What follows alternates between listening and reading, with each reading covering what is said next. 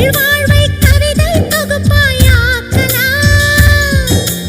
அஞ்சல் வழியே எல்லோருக்கும் அனுப்பலாம். வானத்து மேகமாய் நாம் சேர்ந்து போகலாம். பூங்கொத்தை போலவே முகம் வைத்து வாழலாம்.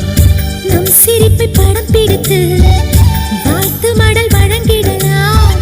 நூற்றாண்டை தாண்டியும் நம் பெயர் நாளை நிலைத்திடலாமே.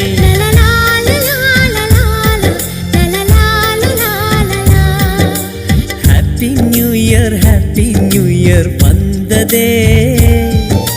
அன்பை சொல்லி ஆசை உள்ளம் துள்ளுதே.